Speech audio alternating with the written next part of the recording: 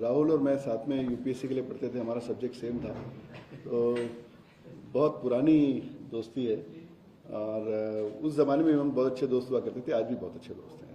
Nothing has change.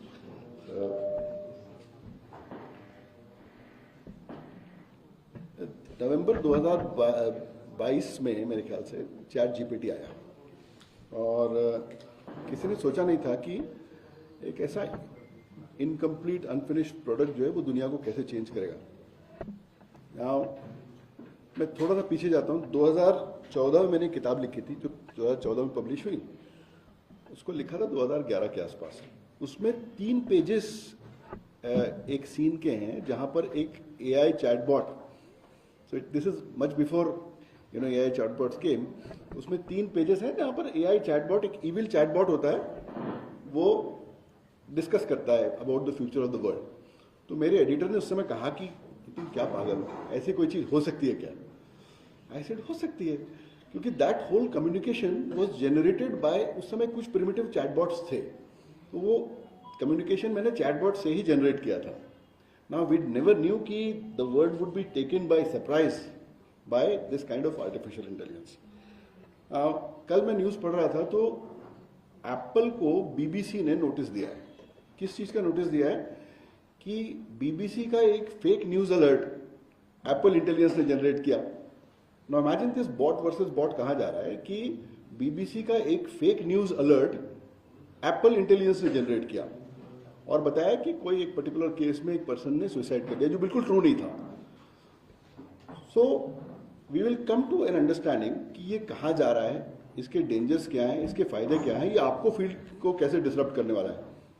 देखिए, जितना basic आपका वर्कफ्लो है, it can be collection of information, it can be curation of information, it can be research, it can be production of content, it can be visualisation, it can be infographics, it can be small videos, ये सारा जो है ये automate होने वाला है। Please understand, ये automate होने वाला है। सो नाउ आप इसको थ्रेट के तौर पे देखते हैं या आप इसको फ्रेंड के तौर पे देखते हैं, ये आपके ऊपर है। But this is what happened when internet came, it is something happened when initially जब गूगल आया, जैसा बताया दादा ने। सो इट इज अपॉन अस कि ये टूल्स का उपयोग हम कैसे करें। आप एक पूरा वर्कफ्लो देखिए। सपोज कीजिए अभी आप अधिवेशन कवर कर रहे हैं। Now how would an automated AI workflow go? आपने पूरा का पूरा अगर इसका फीड ले लिया तो यू कैन जस्ट पुट, एक विस्पर का एआई मॉडल आता है, वो किसी भी लैंग्वेज में आपको स्पीच टू टेक्स्ट करके देता है रियल टाइम में। So you can have a real time flowing transcript of what is being said. Now you can have a real time summarization, diarization, speaker identification. आपने suppose कीजिए कि पुरवनी मांगने पे एक डिस्कशन चल रहा है इन द असेंबली, एक 4 या 5 घंटे का डिस्कशन है। ये डिस्कशन टोटल ऑटोमेटेड वर्कफ्लो आज के आज बन सकता है कि आपने इसका जो यूट्यूब फीड है इसको आपने ट्रांसक्रिप्शन पे लगाया, ट्रांसक्रिप्शन पे लगाने के बाद में इसका पूरा का पूरा आपको वर्बल ट्रांसक्रिप्ट मिल गया। इसका automatic translation, authentic automatic translation आपको जितनी लैंग्वेजेस में चाहिए। अरे बोलो मत यार, आपस में मुझे डिस्टर्ब होता है जरा। तो जितने लैंग्वेजेस में आपको चाहिए, मतलब आपको इंग्लिश, हिंदी, मराठी, कन्नड़ा, उर्दू, स्पेनिश, तमिल, गुजराती, जिसमें चाहिए ये आपको साइमल्टेनियसली मिलेगा आज।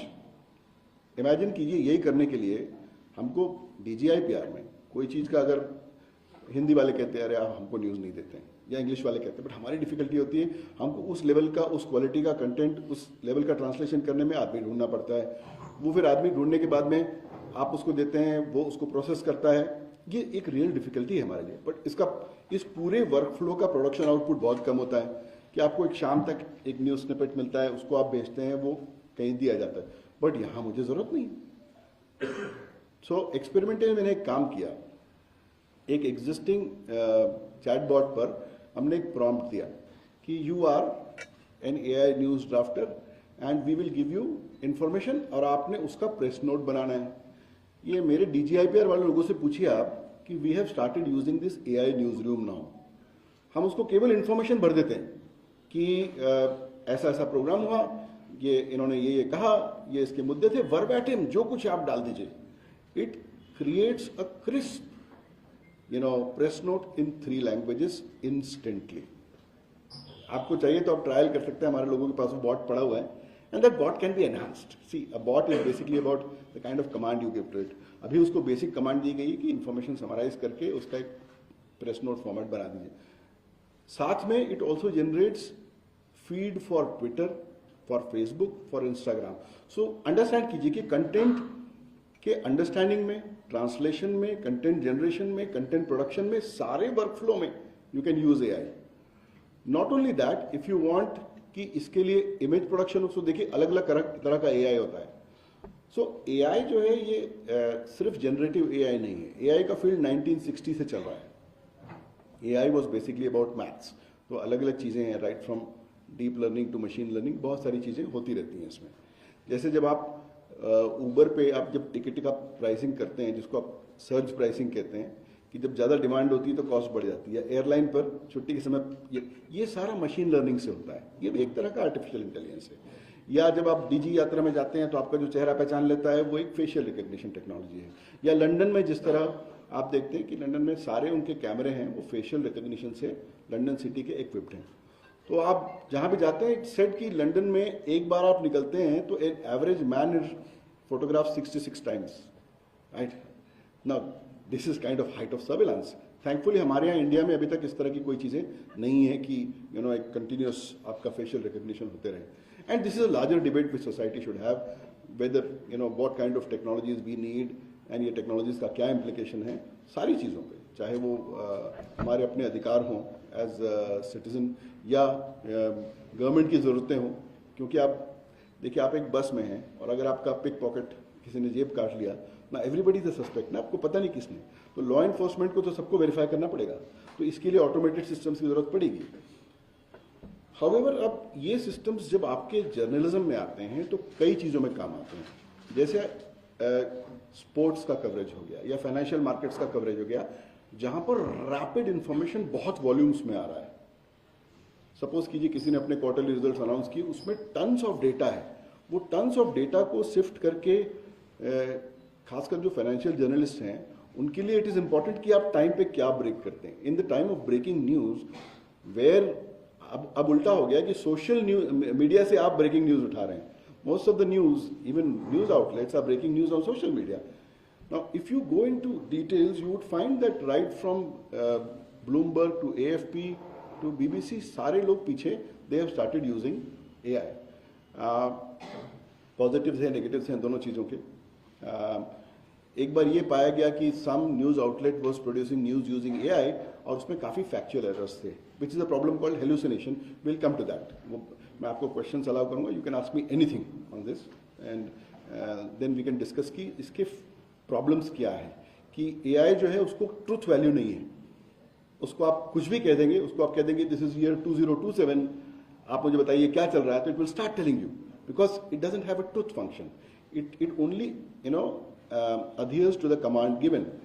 बट आपका सारा वर्कफ्लो ये अब डिसरप्ट हो रहा है। लेकिन डिसरप्ट हो रहा है तो मेरा आपको सजेशन ये होगा कि आप इसको ऑगमेंट करें, rather than it allowing to disrupt you, you should augment it.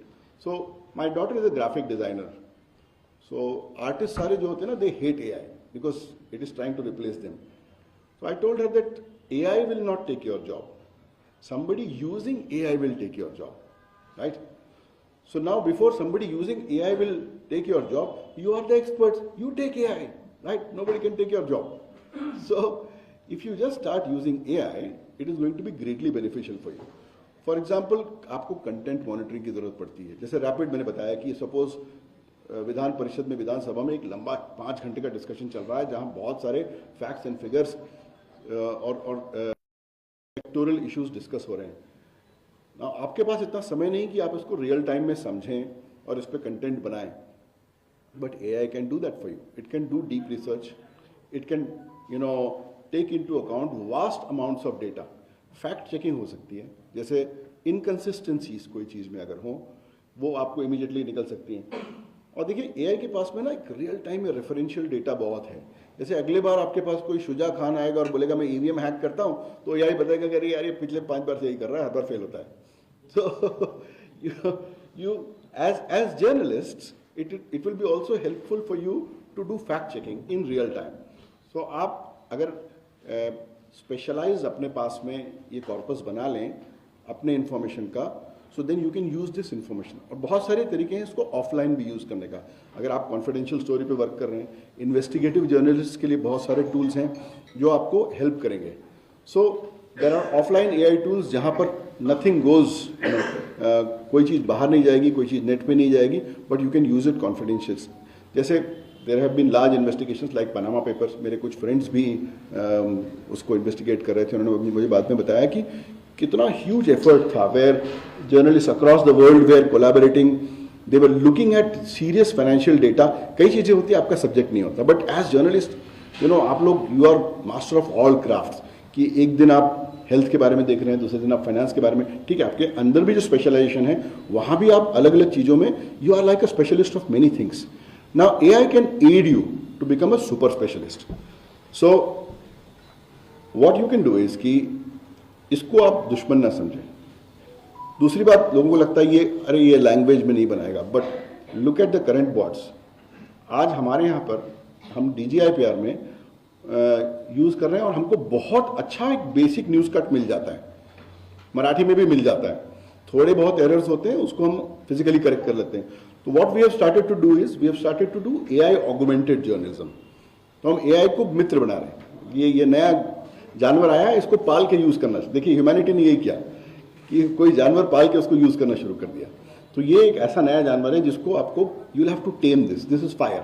You can use it to burn a house, you can use it to cook food. So this is a great tool. This has, आप suppose कीजिए years का knowledge इसके पास में पड़ा हुआ है, years का wisdom इसके पास में, and it is totally obedient to you. So imagine कीजिए आपके पास एक ऐसी अथाह शक्ति है जो आपके कहने पे चलती है, उसका यूज क्यों नहीं करेंगे आप? एंड जर्नलिज्म में जो चीज सोशल मीडिया में हुई, ये चीज जर्नलिज्म में आने वाली है. वो होने वाली है कि देखिए डिजिटल फर्स्ट होने वाला है. लाइक धीरे धीरे all your journalism going to be digital first. आपके सारे प्लेटफॉर्म्स, प्रेस का रेलेवेंस रहेगा, न्यूज़पेपर कहीं नहीं जाएंगे. जब टीवी आया तो लोगों ने कहा न्यूज़पेपर खत्म हो जाएगा, जब OTT आया तो लोगों ने कहा टीवी खत्म हो जाएगा. उस सब के बावजूद न्यूज़पेपर्स हैं और बढ़ रहे हैं, और ये अच्छी बात है. और न्यूज़पेपर्स ऑनलाइन भी आ गए हैं. इवन आपके आए हुए पेपर्स जो हैं, अब कल मेरा हितवाद ने एक इंटरव्यू लिया था साइबर सिक्योरिटी पे, वो मुझे व्हाट्सएप पे आ गया. राइट. सो डिजिटलाइजेशन जो है वो हेल्प करता है कि आपका जो काम है वो डिजिटल मीडियम से स्प्रेड भी हो रहा है. नाउ व्हाट आई फील कि आपका जो वर्कफ्लो है, जिस तरह डिजिटल फर्स्ट जो चीज़ें आई हैं, मोबाइल फर्स्ट जो चीज़ें आई हैं, इसको आपको अडॉप्ट करना पड़ेगा. जो चीज़ सोशल मीडिया में हुई, एक तो रैपिड इंफॉर्मेशन, सोशल मीडिया पे वॉल्यूम्स ऑफ इंफॉर्मेशन रैपिडली सर्वे होता है. आप ट्रेंड्स पकड़ सकते हैं, इंपॉर्टेंट क्या है. जैसे मेरे फ्रेंड्स जो मीडिया में, जब मैं DCP हुआ करता था तो सवेरे से स्टोरीज ढूंढते थे, तो फिर बातचीत होती थी, अरे भाई कुछ है क्या. सो आज आपको सारी चीज़ें ऑटोमेटेड मिल रही हैं. इसमें इंपॉर्टेंट क्या है ये आपने तय करना है, क्योंकि what is important for Times of India may be not important for Express, may be not important for Lokmat. What is important for Navbharat may be not important for Hitavada. Right. So आपका अपना एक एंगल होता है, एक रीजनलिटी होती है, आपका एक फोकस होता है, आपका एक डेमोग्राफी होती है, आपकी एक राइटिंग स्टाइल होती है, और उसकी उस सारी चीज़ों को what you can do is you can curate it into an AI where the AI is continuously checking for happenings. कि आपने जैसे सपोज कीजिए ट्विटर की फीड को मॉनिटर करना शुरू कर दिया, आपके पास में रियल टाइम में इंफॉर्मेशन आ रही है, उसमें से आपने पिकअप कर लिया कि इंपॉर्टेंट क्या है. इंपॉर्टेंट क्या है उसको AI ही खुद रिसर्च करके बता देगा आपको. ना AI में आजकल आपको प्लगइन्स भी आते हैं जो रियल टाइम वेब सर्च कर सकते हैं. There is a tool called Perplexity, आप यूज करके देखें. बाकी AI झूठ बोलता है. परप्लेक्सिटी क्या करता है, it's made by an Indian called Srinivas. Now Perplexity is like Google and AI built into one. आप उसको कुछ भी क्वेश्चन पूछिए, वो क्वेश्चन पे ढूंढ के सर्च करके आपको लिंक्स के साथ आंसर देता है. सो दिस इज ब्यूटीफुल. आपका आधा काम खत्म हो गया. रिसर्च करने की आपको बहुत आसानी हो गई कि परप्लेक्सिटी में आप जाइए, यू पुट इट. सपोज कीजिए आप ट्विटर पे ट्रेंड मॉनिटर कर रहे हैं, रिजल्ट्स आ रहे हैं, कोई चीज़ हो रही है, और आपने इमीडिएटली एक ट्रेंड उठाया और उसको परप्लेक्सिटी में डाल दिया। परप्लेक्सिटी आपको उसकी बैकग्राउंड इन्फॉर्मेशन देता है। If you want to dig deep, वो आपको क्वेश्चन सजेस्ट करता है कि क्या क्वेश्चंस आपने इस पर पूछने चाहिए। क्वेश्चन सजेस्ट करने के साथ में आपको रेफरेंसेस देता है, so that you can quote references, right? There are real references which you are going to quote for your research. Now after you do all this, अगर आपको इस पे आपके पास बहुत कंटेंट हो गया, आप उसको कहते हैं समराइज करो, चलो इसको, उसको समराइज करके देता है। आप उसको कहते हो चलो इसको अडेप्ट करो फॉर ए यंगर ऑडियंस या फॉर ए टेक्निकल ऑडियंस। सो वो सारे जो अडेप्टेशंस हैं, वो प्रोफेशनल अडेप्टेशंस भी आपको ये करके दे देगा।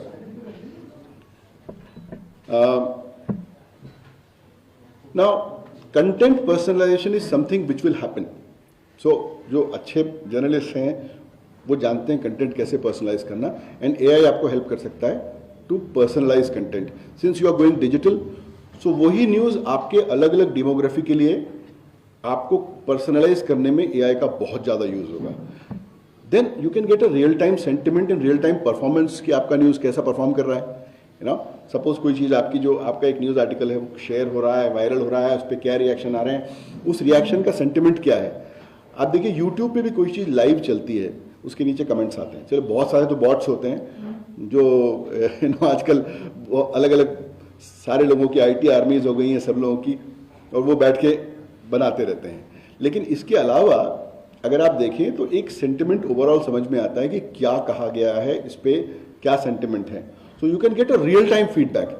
आप बताइए, पहले आप एक लिख देते थे, उसके बाद में लेटर टू एडिटर के लिए आप वेट करते थे, तो कोई ना कोई लेटर टू एडिटर लिखता था, फिर आपको समझ में आता था अरे नहीं यार इसका अच्छा रिस्पॉन्स आया।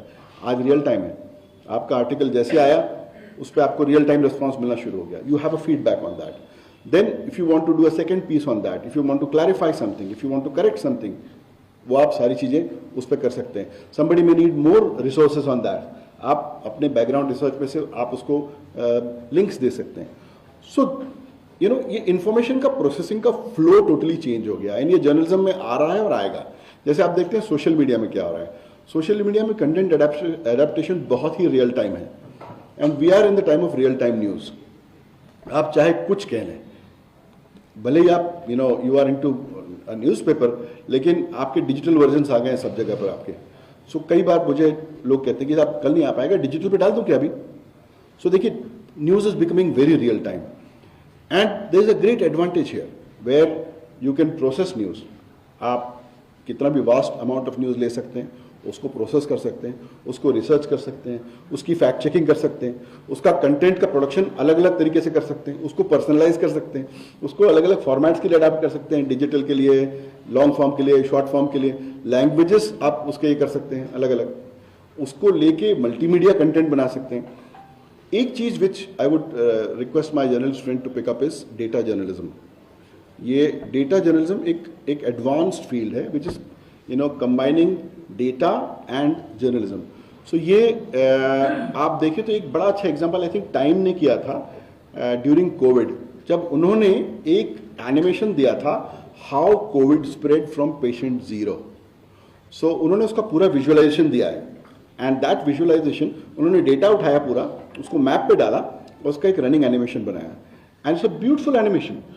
सो एज अ जर्नलिस्ट आप देखिए, you are able to explain things even without saying something, या you are able to analyse data and create stories out of it. जैसे पनामा पेपर्स में उन लोगों ने बाद में एक टूल दिया, which tool use to give linkages, कि जैसे आपने एक पे क्लिक किया एक आदमी पे, तो बताता है इसका फाइनेंशियल इंटरेस्ट क्या है, इसके केसेस क्या हैं, इसके एसोसिएट्स कौन से हैं, इसके ऑर्गेनाइजेशंस कौन से हैं। आप किसी भी चीज़ पे फिर क्लिक कीजिए, then it again graph networks, so उस पर विजुअलाइजेशन आसान होता है।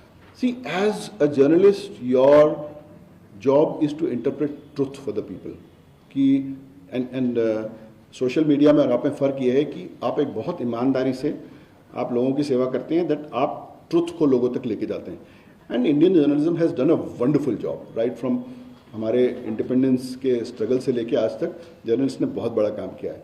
मैं information public relations department government के लिए चला रहा हूँ almost last 10 years I've been doing this, and let me tell you something very simple which my then CM and now CM Mr. Devendra Fadnavis told me. So सवेरे morning में कई बार newspapers आते हैं, इसका एक सरकार में दखल ली जाती है, आप जो लिखते हैं उसकी दखल ली जाती है। He said there are only two things, एक तर आपलं चुकत असेल नाहीतर त्यांचं चुकत असेल.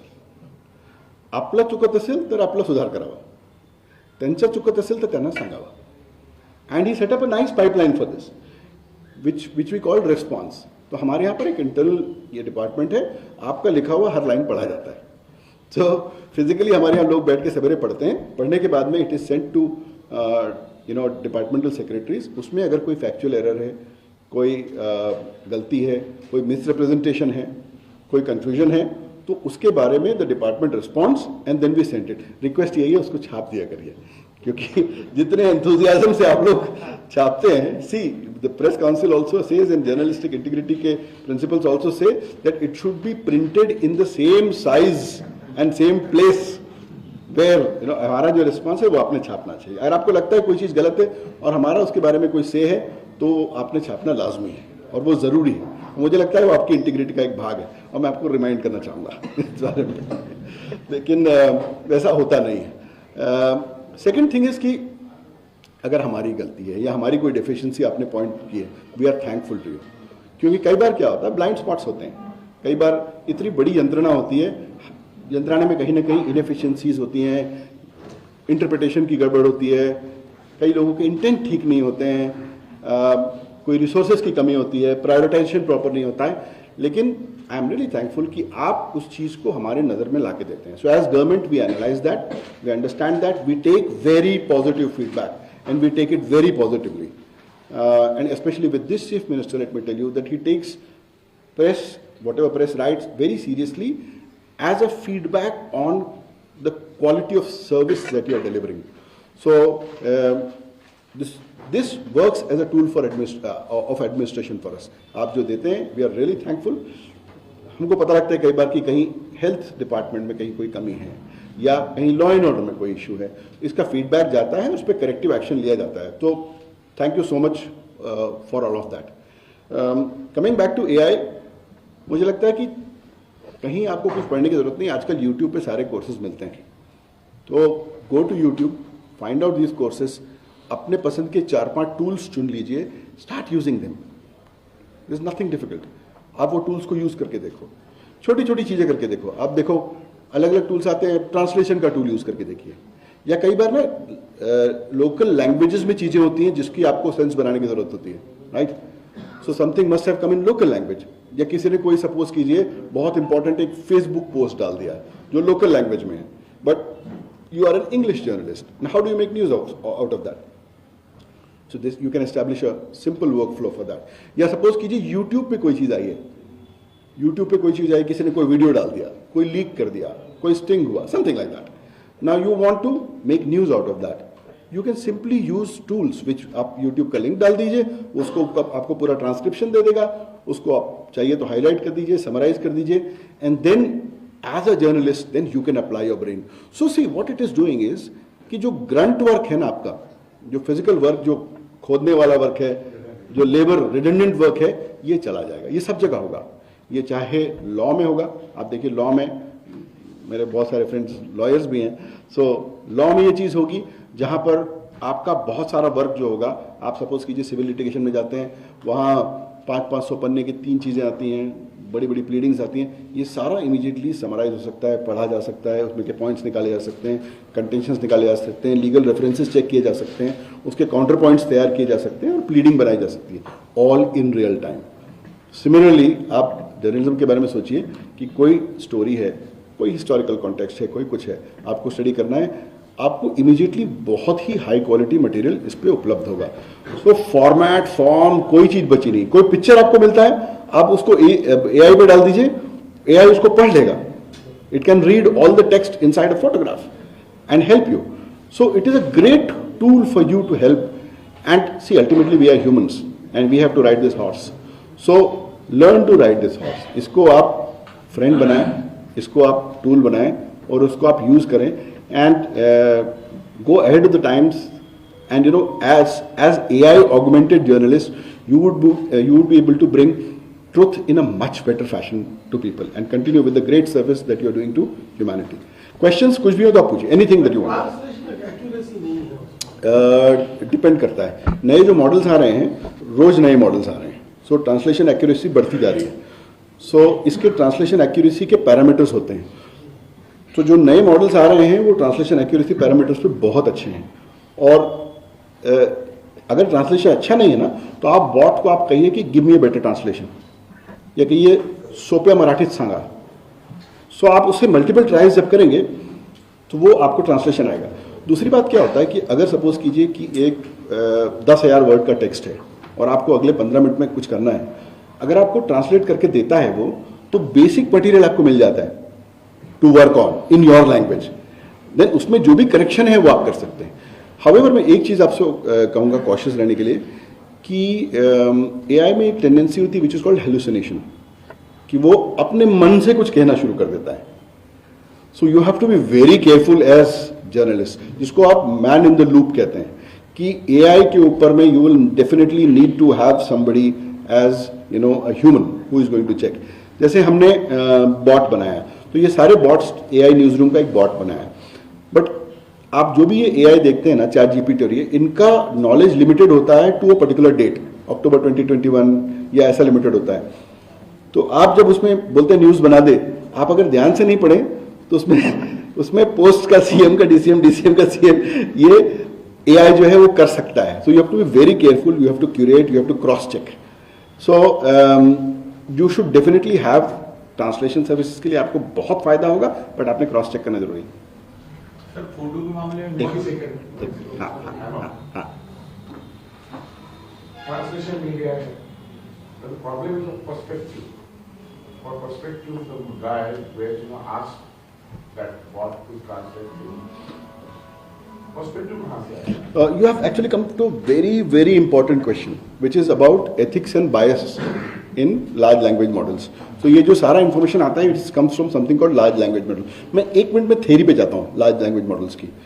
Suppose मैं आपको 4 चीजें बोलता हूँ: flower, banana, fly, मोटरसाइकिल। आपको इमीडिएटली समझ में आ गया कि मोटरसाइकिल आउटलायर है, एंड समवेयर ये 3 चीजें जो हैं वो लिविंग हैं या ऑर्गेनिक हैं। Now how large language models were made where कि every word is embedded in a word space, और ये वर्ड्स एक दूसरे के पास होते हैं या दूर होते हैं, इसको वर्ड वेक्टर स्पेस कहते हैं।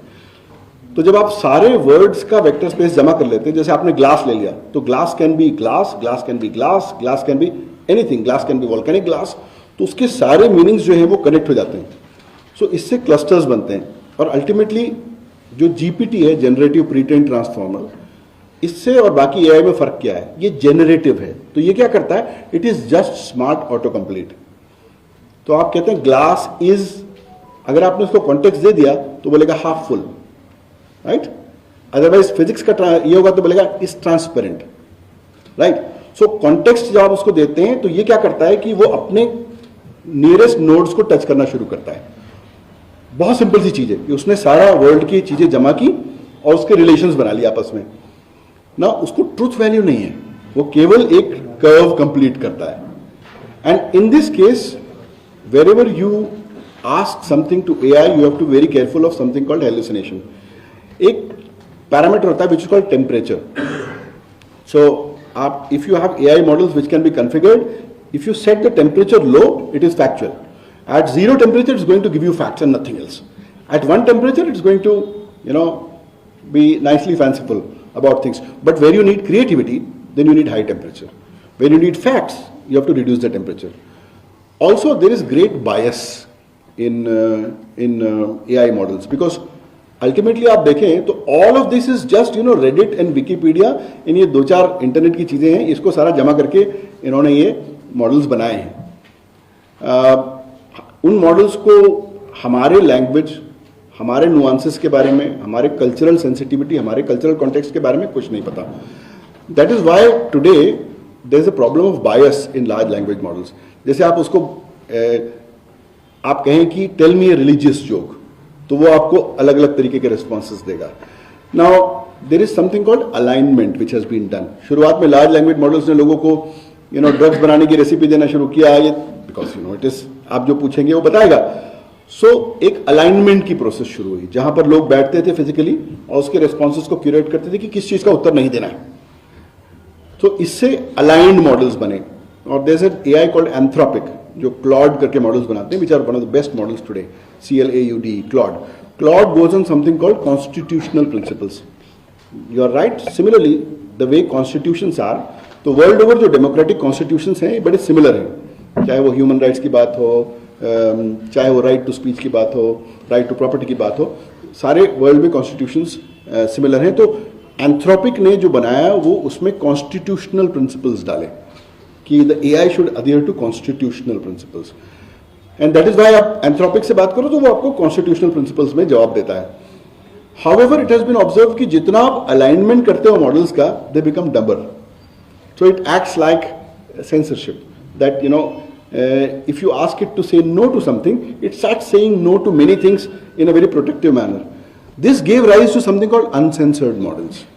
So there are uncensored models available. Offline भी आपको मिलते हैं. I'll tell you a trick which I do.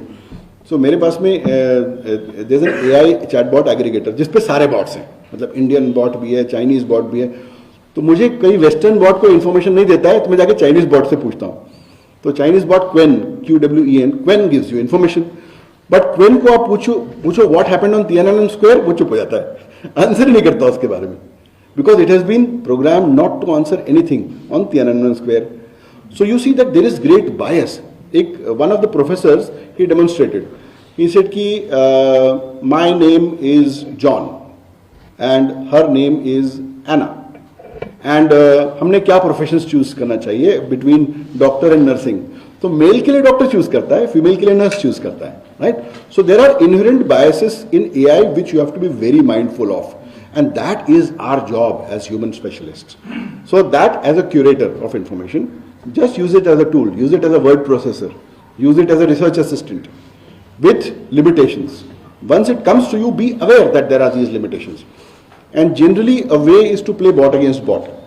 So I take the same information from multiple bots, so I understand that there are significant biases which are coming in different bots, and then as the human overlord of all AIs, you can then choose what to write and what to take from them. But the problem of bias in AI is very severe. It needs to be addressed first by creating India specific AIs. कि हमारे पास में देखिए within 1 year China came up with 40 foundational models. So intern LLM, Qwen से लेके बहुत सारे उनके अपने खुद के लार्ज लैंग्वेज मॉडल्स उन्होंने चाइनीज लैंग्वेज पे बनाए. There have been some attempts to create Marathi language पे कुछ 3 या 4 लार्ज लैंग्वेज मॉडल्स मैंने देखे. They are functioning but they are not very good. But I would request Indian academia कि इतने रिसोर्सेज हमारे पास में हैं nowadays, sufficient resources are being given to academia. We should collaborate with them, especially large media houses can collaborate with them and create Indian language models, which would be greatly useful to us. And imagine this, that models are multimodal now.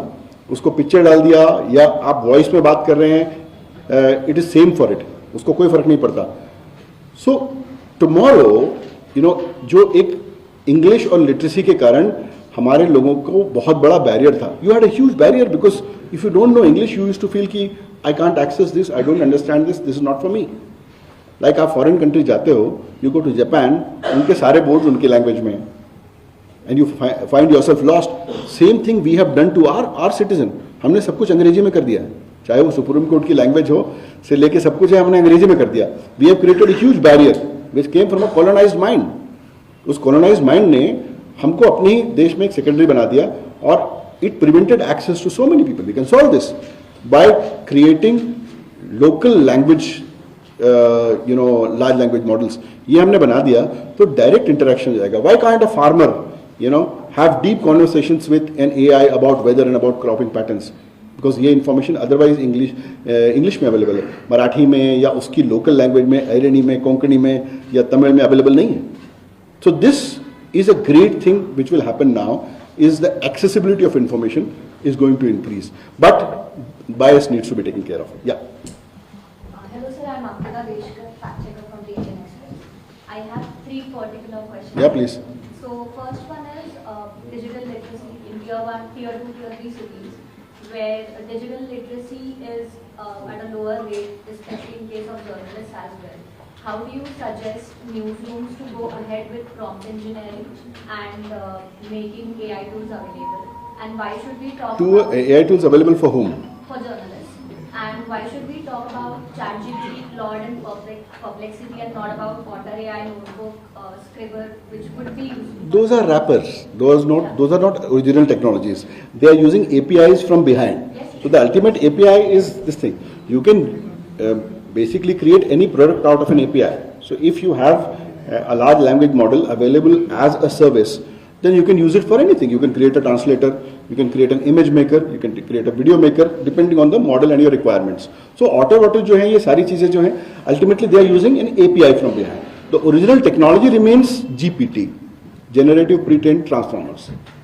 Another is traditional media outlets also often fall for generated AI images. So in case of Uttarakhand Rescue Tunnel, there was a generative image that was picked up by PTI for its syndicated feed and later on passed on to all the media houses. They carried it in their next day's edition. So should journalists be trained about AI detectors and not about generative AI? So there are tools now which can check for AI generated content, and hence, so I'll step back and talk about a legal requirement. So many countries today are making it compulsory for any content which have been generated by an AI tool to be marked as AI generated. And I think that's a great step. We should legislatively think of that. Now this probably would be a matter of the central government, but then when legislating for AI, the tools should have built-in, like watermarks, it should have a built-in flag that this is AI generated. Once you know that it is AI generated, then you would treat it with a bit of skepticism.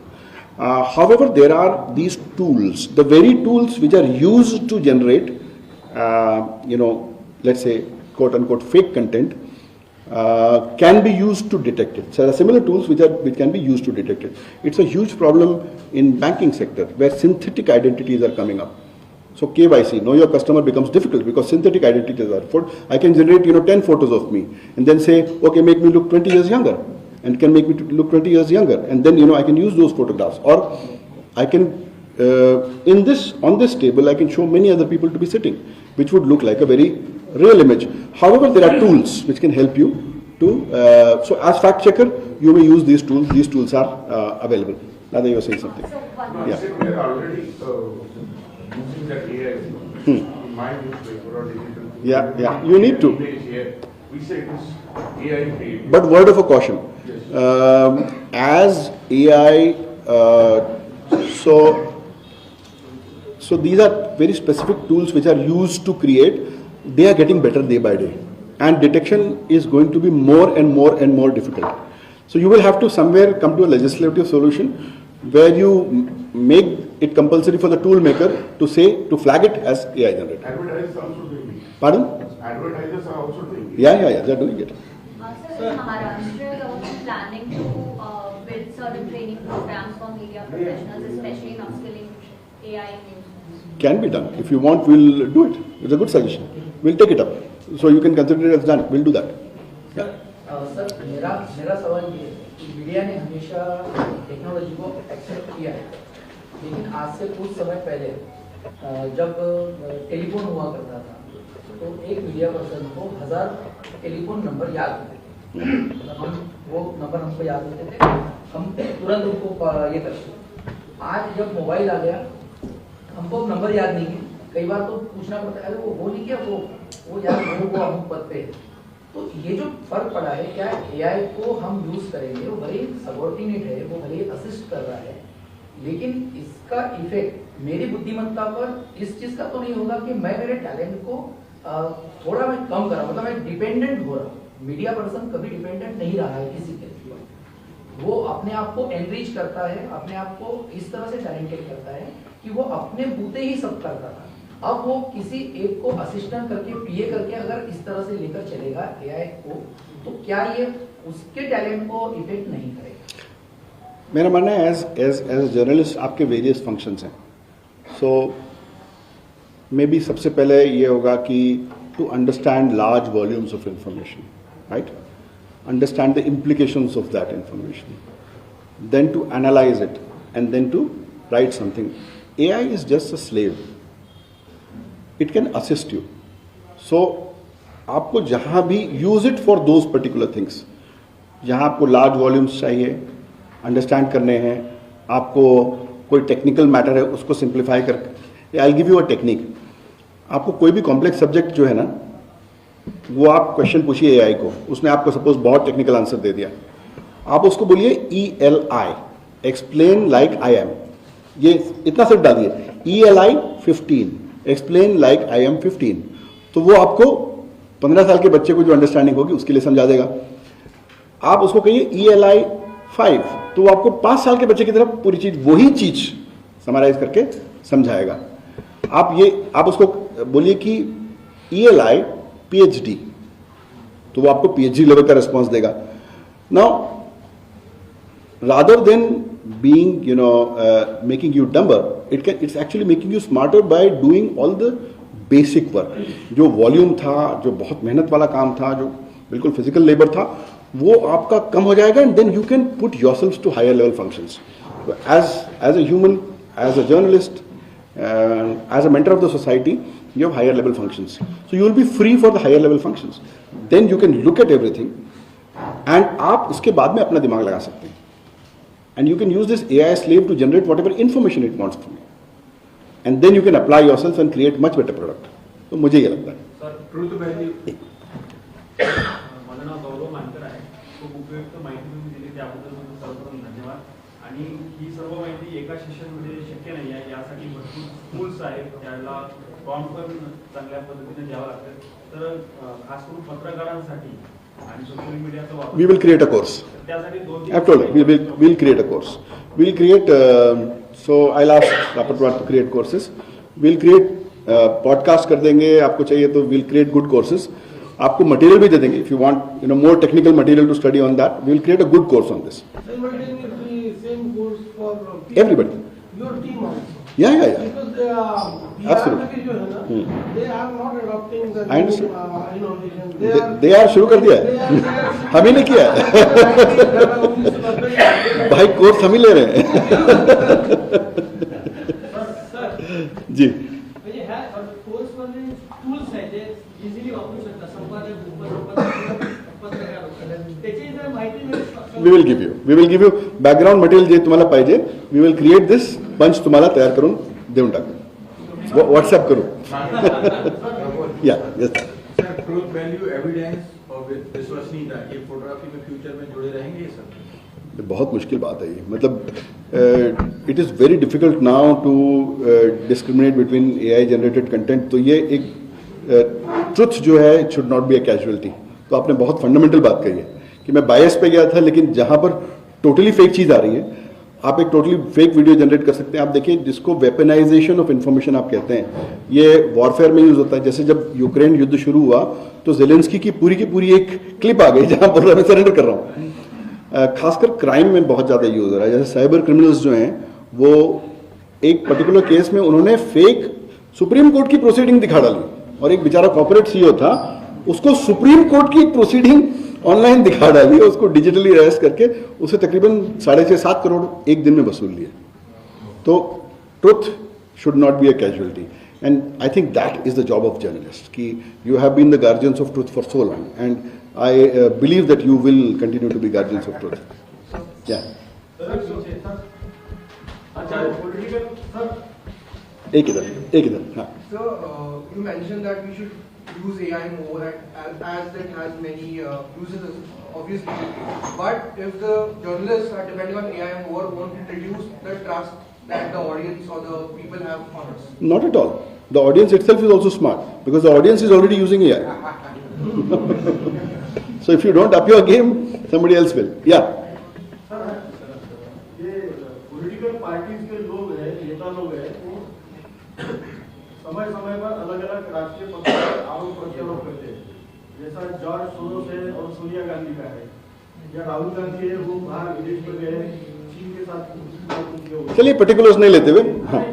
Sorry, Adani के ऊपर आरोप होते हैं, तो इसके बारे में हम AI से जानकारी लेना कितना उचित होगा? सो मैंने बताया ना, देयर आर पर्टिकुलर टूल्स जो आपको सोर्सेज देते हैं. There's something like Perplexity, ये tool है, उसमें आप you can as a fact checker also, fact checkers can use it. Perplexity. We never use AI. No, but you for tried. fact checking. We use them for fact checking, but we never trust them for fact checking. We No, always Perplexity will give you sources. Yeah. So if it gives you information, at the end of it, it will give you source. You can go back to the source. Those sources are not trustworthy, is No, what why? I have observed personally. So my go-to thing is I always go ahead with physical verification. I understand With all that, people. but you may not be aware that such information exists, or that information may not be easily accessible through Google PageRank. Yeah?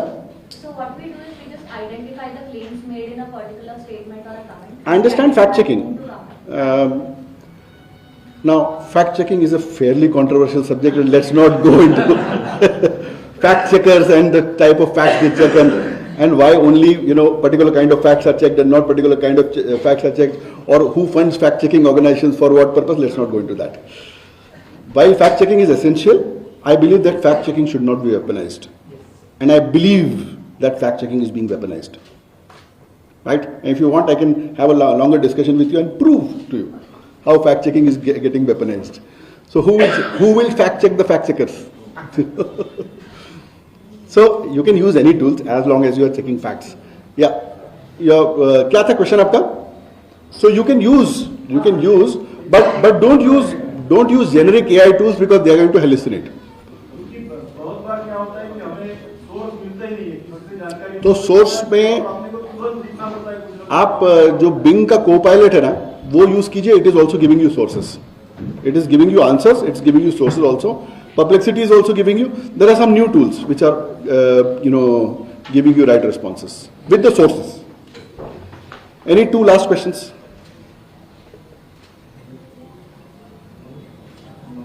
Sir, Hmm. can I? Yeah, please. You can always. Sir आपल्या एक 2 election मध्ये model code of कंडक्टच्या निमित्ताने सगळ्यांनाच एक journalism सगळ्या पत्रकारांपासून editor पासून सगळ्यांनाच एक धडा असं घ्यावा लागला की दोन्ही वेळेस इलेक्शन कमिशन पासून अगदी इथिकली त्याला सगळं फ्रेमवर्क करून दिलं की तुम्ही किती सोशल ऍडव्होकसीला आता बांधला. Journalism is not limited up to त्याच्यापुढे नाही तर धोरण वकिलीशी रिलेटेड झालेला आहे. तर ह्या सगळ्या रिस्पॉन्सिबिलिटी बद्दल ज्याला इथिकली बेस्ड पाहिजे, मॉरली बेस्ड पाहिजे, तो मीडियाकडून आपण हा सगळाच कोणी गव्हर्नमेंट मीडिया असो हे असो तर ह्या दृष्टिकोनातून एआयचा ताळमेळ कसा करावा हा एक प्रश्न आहे. See, as she was telling about various applications of AI, so you can create various applications. Let's say, for example, if you want a specific thing about model of code of conduct, so you can create an AI application. एक base AI है, उस AI पे एक application बना सकते हो आप. और वो application, let's say, it should examine everything whether it is fitting the code of conduct or not, right? It will do that and it will tell you. So I write books. So बीच में मेरा एक contract आया book का. What I did, मैंने एक AI का bot बनाया. I said, you are the best lawyer, you know Indian contract law, you know this and this. I will give you a book contract. Kindly find out points of vulnerability for the author. उसने मुझे निकाल के दे दिए पूरे. I would have gone to a law firm and asked this. It gave me all. Then I said, give me countermeasures. उसने बता दिया ये वाले राइट्स यहाँ रखने, ये वाले राइट्स यहाँ रखने. I sent it back and they signed it. So उतना पैसा नहीं मिलता ऑथर को, बहुत चिल्लर काम है. सर एक आखिरी क्वेश्चन मैं पूछना चाहता हूँ. या इसका आपने बहुत सारे फायदे भी बताए, आने वाली पीढ़ी के लिए दुष्परिणाम भी बहुत सारे होंगे ऐसा मुझे लगता है. मैं देख रहा था छोटे बच्चों का एकदम स्पेलिंग भी नहीं आता, इस पर चेक करते हैं. चुप. तो ये आने वाले समय में इसके दुष्परिणाम क्या हो सकते हैं, उसके बारे में आप कुछ सोचा है आपने? सो देखिए कहाँ यूज़ हो रहा है. जैसे अगर आप देखें खासकर सोशल मीडिया में, जहाँ पर it is being use for, आप नेटफ्लिक्स पे, इंस्टाग्राम पे कोई चीज़ एक बार लाइक कर दीजिए, देन आपको बड़ा सिमिलर कंटेंट मिलता है. क्योंकि एआई जो बना है ना, ये सुपर ऑप्टिमाइजेशन के लिए बना है. It does something called curve fitting. It is trying to hyper optimize something. Now Australia, इसीलिए ऑस्ट्रेलिया ने क्या किया कि ऑस्ट्रेलिया ने 16 साल के नीचे के बच्चों को सबको सोशल मीडिया बैन कर दिया, एब्सोल्युटली बैन कर दिया. Now, as a country, we have to debate what we have to do, because the kind of content that is being fed to the children using AI and even AI-generated content, जो है, I don't know how so much it is useful for their mental development.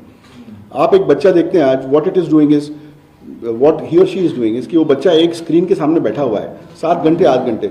Imagine this, एक flickering screen के सामने बैठा हुआ है, उसके दिमाग में बार बार एक बल्ब जलता है बंद होता है, बल्ब जलता है बंद होता है.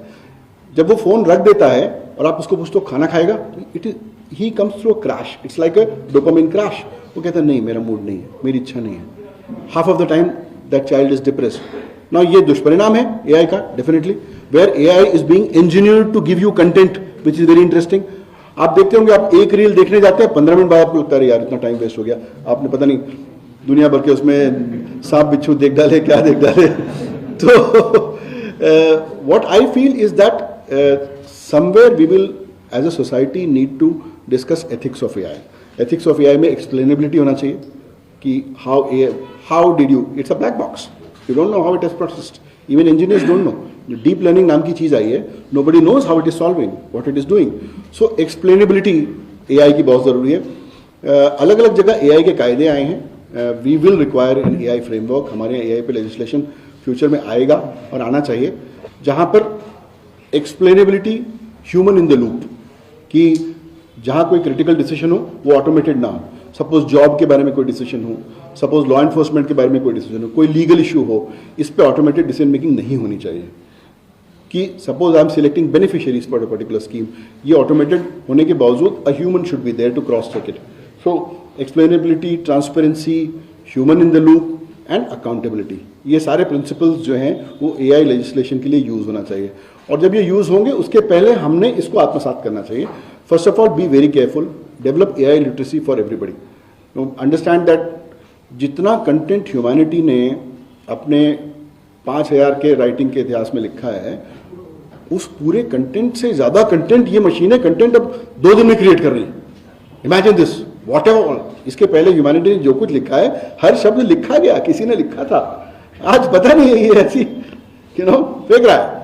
तो the amount of volume it is generating, you can check from press also. So I think आप AFP का पता कीजिए, ब्लूमबर्ग का पता कीजिए, आप पता कीजिए the number of AI generated stories. But see where they were producing 300 stories, they are producing 10,000. So फायदे हैं, लेकिन somewhere you will have to put a framework of ethicality and legality and constitutional principles around AI. Sir एक सवाल, मैं उतना technology नहीं हूँ.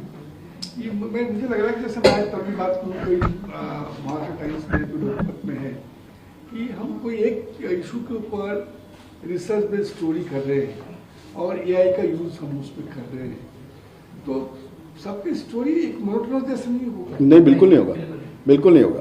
वो आपके हर एक को अलग जवाब देता है. हर एक. दूसरी बात क्या होता है कि मोस्ट ऑफ दीज टूल्स, अगर आपका अकाउंट पर्सनल है तो वो आपके यूजेज हैबिट्स, आपके लैंग्वेज हैबिट्स, आपके पिछले प्रॉम्प्ट्स, इस सबको जमा करके आपका एक मॉडल बनाते आता है. तो जैसे आप गूगल सर्च का भी देखेंगे तो गूगल यूजेज अ पर्सनलाइज्ड एल्गोरिथम. यहाँ जैसे जितने बैठे लोग हैं, हर एक को बोलिए गूगल सर्च करिए, हर एक का रिजल्ट डिफरेंट आएगा, क्योंकि पीछे AI बैठ के डिसाइड कर रहा है आपको क्या देना है. सो सेम नहीं आएगा, डिफरेंट आएगा. Thank you so much for being an enthusiastic audience.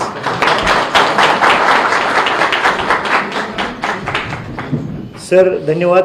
अतिशय माहितीपूर्ण असं हे आपलं बोलणं झालं. मी प्रेस क्लबचे अध्यक्ष प्रदीपजींना विनंती करतो की त्यांनी चांगल्या अशा व्याख्यानाबद्दल त्यांचं स्वागत करावं.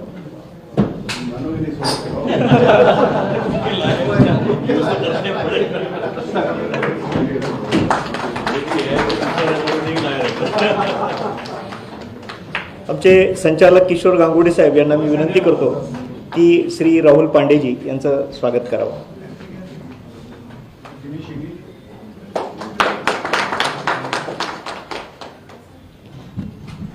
मी दयानंद कांबळेजींना विनंती करतो की प्रदीपजींचं स्वागत करावं. मैं होस्ट ही हूँ.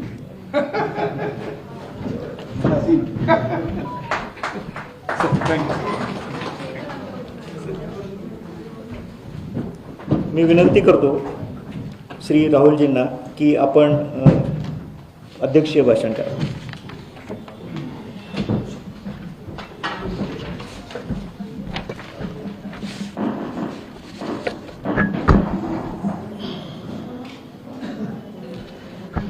आर्टिफिशियल इंटेलिजन्स इन जर्नलिझम, कृत्रिम बुद्धिमत्ता आणि पत्रकारिता या अतिशय महत्त्वाच्या विषयावर ज्यांचं ओघवतं व्याख्यान आपण आत्ता ऐकलं आहे ते माझे मित्र, महाराष्ट्राच्या माहिती जनसंपर्क खात्याचे प्रधान सचिव आणि महासंचालक श्री ब्रजेश सिंग, प्रेस क्लबचे अध्यक्ष आमचे ज्येष्ठ बंधू प्रदीप मैत्रा, आपल्या माहिती जनसंपर्क खात्याचे श्री गणेश मुळे, दयानंद कांबळे, किशोर गांगुर्डे, ज्येष्ठ पत्रकार बाळासाहेब कुलकर्णी, भूपेंद्र गणवीर, धर्मेंद्र जोरे, खात्याचे इतर अधिकारी पदाधिकारी आणि मित्रांनो, आत्ताच आपल्याला आपल्या व्याख्यानाने वाढत्या वजनाचा प्रभाव आहे थोडासा.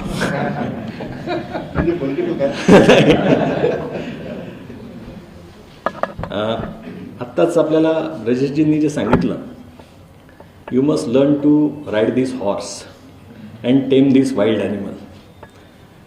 कारण मुळात या तंत्रज्ञानाचं नावच हे आर्टिफिशियल इंटेलिजन्स आहे. This is an artificial intelligence.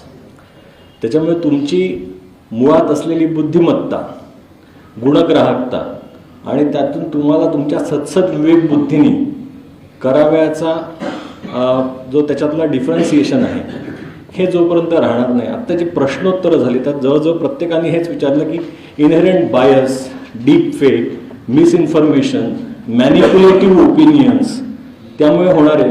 ब्रजेशजी police अधिकारी देखील आहेत, त्यामुळे एखाद्या डीप फेकमुळे किंवा एखाद्या खोट्या व्हिडिओमुळे देशामध्ये किती हाहाकार माचू शकतो याचं आपण उदाहरण पाहिलेले आहेत. त्यामुळे खोटी माहिती खरी वाटणारी, अगदी खरी वाटावी याच्यापेक्षा चांगली, म्हणजे आपण खोसला का घोसला नावाचा पिक्चर पाहिला असेल तर त्यात तो म्हणतो की इतने सही डॉक्युमेंट तो गव्हर्नमेंट के भी नहीं हो सकते, तो हम ही बना सकते. त्यामुळे मुळात दादांनी जसं विचारलं की सगळ्यांचे सोर्सेस एकसारखे नाही राहणार का. आमच्या पिढीचे आम्ही जेव्हा विदर्भाच्या बॅकलॉगसाठी मामा किंमतकर हे आमचे सगळ्यांचे गाईड असायचे आणि विदर्भाचा बॅकलॉग काय याची आकडेवारी आम्ही तोंडपाठ ठेवायचो. मला वाटतं आमचं ते सगळी मेहनत प्रॅक्टिकली गुगलनेच वाया घालवून टाकलेली आहे, कारण ती माहिती आज सगळ्यांना उपलब्ध आहे. त्याच्यामुळे this is a great enabler. आणि ब्रजेशजींनी जे सांगितलं की मुळात जगातल्या सगळ्या मेटा डेटा कंपनीजनी ज्या पद्धतीने ते कुठल्या तरी सोर्सवरून ती माहिती घेतात आहे. आणि हा जो बायस आहे, जोरे साहेबांनी जो प्रश्न विचारला होता, हा जर विकिपीडिया आणि या सगळ्यांमधून एक ओपिनियटेड, बायस आणि हायली बराचसा अँटी इंडिया टाईपचा जो प्रोपोगंडा आहे, त्यामुळे आपली AI जनरेटेड माहिती ही बरीचशी भारत विरोधी किंवा भारताच्या धोरणांना विरोधी असणारी ठरू शकते. त्यामुळे इंडिया स्पेसिफिक टेक्नॉलॉजीज, बॉट्स बनवणं ही आपली प्रायोरिटी असली पाहिजे. त्यात लिगल फ्रेमवर्क असणं ही काळाची गरज आहे. दुसरा एक महत्त्वाचा मुद्दा विचारला की भाषांतराचं काय. मराठीला अभिजात दर्जा मिळाला म्हणून आपण सगळ्यांनी फार आनंद व्यक्त केला आहे, पण त्या अभिजात दर्जाला टिकवण्यासाठी तंत्रज्ञानाची जर आपण जोड दिली नाही, आपण इथे बसलेल्या सरकारने आपले कोणाचे हात रोखले नाही. त्यामुळे मराठीला अभिजात ज्ञानाला आपण जास्तीत जास्त इथे का आणू शकत नाही. मग एन्सायक्लोपीडिया ब्रिटानिका हे जवळजवळ प्रत्येक घरी राहायचं. मराठी विश्वकोश किती लोकांनी विकत घेतलं. आज तो जवळजवळ विनामूल्य उपलब्ध आहे. आपल्यापैकी किती लोक त्याचा वापर करतात. त्यामुळे मराठीला AI जोडून तर त्याचा जास्तीत जास्त प्रसार करणं हे खरं तर त्या अभिजाततेला पुढे नेणारं एक पाऊल ठरेल. आणि मला वाटतं त्या दिशेनेही आपण प्रयत्न केले पाहिजे. आत्ता सजेशन आल्याप्रमाणे आणि ब्रजेशजींनी सांगितल्याप्रमाणे याला जनमानसात अधिक पॉप्युलर करायची आवश्यकता आहे. पत्रकारांना खरं तर ट्रेनिंगची प्रचंड गरज आहेच, यात काही वादच नाही. कारण ह्या टेक्नॉलॉजी ज्या डिस्रप्टिव्ह टेक्नॉलॉजीज आहेत, त्यामुळे याच्यातून संधी निर्माण होणं आणि त्या संधी शोधून त्या आत्मसात करून घेणं हेही आवश्यक आहे. नाही तर दादा जसं म्हणाले तसं पुढच्या काळामध्ये हा नोकऱ्यांना खाऊ शकणारा राक्षसी ठरू शकतो, परंतु तसा ठरू नये म्हणून आपण जर ते तंत्रज्ञान आत्मसात केलं तर तुम्हाला कोणी हात लावू शकत नाही. तो you can be indispensable source और indispensable resource for your own organisation. त्यामुळे DGIPR जो कोर्स करणार आहे, मला वाटतं नागपूर श्रमिक पत्रकार संघ आणि नागपूर प्रेस क्लब यांनी त्यात हातभार लावायला हरकत नाही आणि अशा वर्कशॉप्स अजून जास्त चांगल्या पद्धतीने घेण्याची आवश्यकता आहे. मित्रांनो, काल मी हा विषय सहज पाहिला. मी AI मधूनच काय भाषण द्यायचं हे विचारलं, AI अँड जर्नलिझम, आणि मला आश्चर्य हे वाटलं, साधारण मी जे बोललो असतो जवळजवळ हुबेहूब तसंच्या तसं त्यात अर्ध्या सेकंदात जनरेट झालं. This is the power of that tool. मध्ये मी एका पुस्तकाच्या प्रकाशनाला गेलो होतो. अर्थात ते पुस्तक डिजिटली अवेलेबल नव्हतं. मी सहज माझं पुस्तक जुन्या पद्धतीचं असल्यामुळे मी पुस्तक वाचलं, नोट्स काढल्या. माझ्या पोरांनी मला सांगितलं की तुम्ही काय करताय, ChatGPTवर टाका, पुस्तकाचं नाव टाका, पहा 90% भाषण सारखं आलं. So it is that helpful. आणि आता ब्रजेशजींनी जे सांगितलं की शेवटी ultimately it is your slave, it is your associate, it is your assistant. Don't allow technology to become your master, because technology is a double edge sword. ती दुधारी तलवार आहे. त्यामुळे तुम्हाला ती मदत करू शकते, तसंच ती तुम्हाला तुमचा घात देखील करू शकते. त्यामुळे त्यातल्या टूल्सवर जास्तीत जास्त आत्मसात करून घेणे आणि त्यातलं खरं खोटं याच्यातला जो फरक पर्टिक्युलरली AI जनरेटेड कंटेंटमधला शोधणं अतिशय कठीण असताना ॲक्च्युली आपल्या स्किल्स जास्ती चांगल्या करणे. आणि दादांनी जे सांगितलं की मुळात आज तुम्ही समजा कॉन्स्टिट्यूशन, आता सध्या हा चर्चेचा विषय आपल्या संसदेमध्ये चर्चा सुरू आहे, किंवा छत्रपती शिवाजी महाराज यांच्या आता वेगवेगळ्या पद्धतीने चरित्र लिहिल्या गेले आहेत. अनेक गोष्टी ज्या 40-50 वर्षापूर्वी वादाच्या नव्हत्या, त्यात अनेक इतिहासकारांनी त्यांच्या पद्धतीने त्यांचं आकलन केलेलं आहे. नेमकं यात खरं काय खोटं काय हे शोधून काढण्यासाठी जोपर्यंत आपलं वाचन प्रगाढ असणार नाही, बाबासाहेब जे म्हणायचे की शिका, तर शिका हा आपण पुढचे 2 शब्द संघटित व्हा आणि संघर्ष करा यावर जास्ती भर दिला. पण ज्ञान आत्मसात करा हा त्यांचा जो पहिला मूलमंत्र होता. मला वाटतं तोच कदाचित पुढच्या काळामध्ये जेव्हा AIचा प्रभाव आणि प्रसार हा जास्तीत जास्त होणार आहे, जसं आज DGIPR वापरत आहे, सुप्रीम कोर्ट AIचा वापर करत आहे सगळ्या याच्यामध्ये. कारण मोठे मोठे केसेस असतात त्या डिजिटली फाईल केल्यानंतर AI मधून तुम्ही ते पटकन शोधून काढू शकता. त्यामुळे AIचा वापर हा सकारात्मक पद्धतीने सरकार करत आहे, मोठ्या मोठ्या संघटना करतात. त्यामुळे काही दिवसांनी आपल्यासारख्या छोट्या व्यक्तींनाही त्याचा वापर करावाच लागणार आहे. तो करत असताना तो योग्य प्रकारे करण्याची क्षमता आपल्यात निर्माण करणं ही काळाची गरज आहे. आज मी DGIPR आणि प्रेस क्लब यांचं अतिशय अभिनंदन करीन. इतक्या चांगल्या विषयावर आपण एका अधिकारी व्यक्तीचं व्याख्यान ठेवलं आणि त्यात मलाही बोलवलं, याबद्दल आपले आभार. धन्यवाद. धन्यवाद पांडेसाहेब. मी संचालक वृत्त श्री दयानंद कांबळे साहेबांना विनंती करतो की आभार आपण माना. नागपूर प्रेस क्लब आणि नागपूर संचालक कार्यालयाच्या वतीनं हे जे व्याख्यान आयोजित केलं, अत्यंत ब्रेनस्टॉर्मिंग असं एक व्याख्यान होतं. आणि आदरणीय ब्रिजेश सिंह सर या माहिती आणि जनसंपर्क विभागात आल्यापासून एक IT बेस्ड वर्क म्हणजे आमच्याकडे समाज माध्यमाची सुरुवातच सरांनी केलेली आहे. आणि आता AI कडे आम्ही जातो, न्यूजरूम करण्याचा सरांचा संकल्प आमच्या डिपार्टमेंटला आहे. मला थोडक्यात 2 शब्द असे सांगायचे आहेत की जगामध्ये 4 A आहेत. There are 4 A's which brings the revolution. की पहिला A आहे ॲपल. A फॉर ॲपल हा ॲडम अँड ह्यूजचा ॲपल, ज्याने खूप मोठा बदल पुढे केला. दुसरा A आहे ॲपल, तो न्यूटनचा. आणि तिसरा स्टीव्ह जॉबचा ॲपल. आणि 4th AI आर्टिफिशियल इंटेलिजन्सचा. आणि काळापुढे या पुढच्या काळामध्ये पत्रकारिता आणि आर्टिफिशियल इंटेलिजन्स याचा वापर सरांनी अत्यंत मार्मिक अशा प्रश्नोत्तरी आणि व्याख्यान यामुळे दिल्यामुळं आम्हालाही त्यातून एक ऊर्जा DGIPRच्या अधिकाऱ्यांना मिळालेली आहे.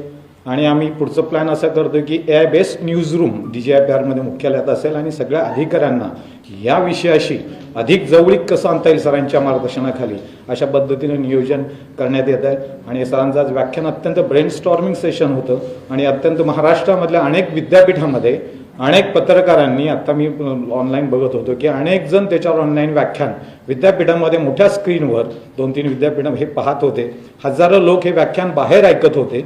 त्यामुळं हा एक फायदा न्यू टेक्नॉलॉजीचा आपल्या या ह्याच्यातून झालेला आहे. आणि सरांच्या या व्याख्यानात आणि आयोजक जे आहेत नागपूर प्रेस क्लबने अत्यंत कमी वेळामध्ये आणि संचालक कार्यालय नागपूर गणेश मुळे यांनी अत्यंत चांगलं व्याख्यान या ठिकाणी आयोजित केलं. कारण हा विषय तसा नवीन होता आणि या विषयावर हे पहिलंच व्याख्यान माझ्या माहितीप्रमाणे असेल पत्रकारांसमोर झालेलं आणि ही एक मोठी माइलस्टोन ठरणार आहे. इथून पुढे या विषयावर पत्रकारांमध्ये चर्चा होईल, अशी वर्कशॉप होतील आणि याबद्दलच्या अनेक गोष्टी नवीन पत्रकारांना शिकता येईल. कारण आम्ही ज्यावेळेस पत्रकार खेळे जुळणे to teleprinter to web portal to social media आणि आता आर्टिफिशियल इंटेलिजन्स असा प्रवास हा पत्रकारितेचा आहे.